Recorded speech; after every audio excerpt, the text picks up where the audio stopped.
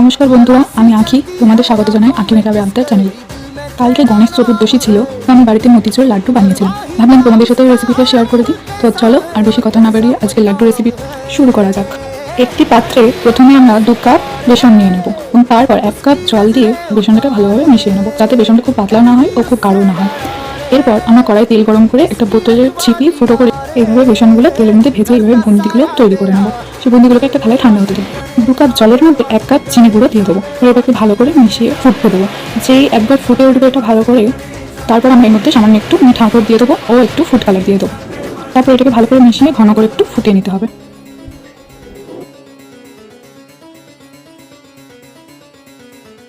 যখন এরকম ঘন হয়ে যাবে রসটা, তখন বুন্দিগুলো এর মধ্যে দিয়ে দেবো আমি।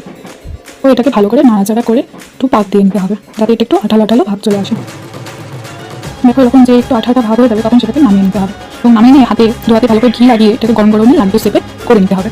তাহলেই তৈরি হয়ে যাবে আমাদের বুন্দির লাড্ডু। বাড়িতে খুব সহজভাবে তোমরা দেখে নিলে লাড্ডুটা কীভাবে বানাতে হয়। তো তোমরা সবাই একবার অবশ্যই লাড্ডুটাকে ট্রাই করো।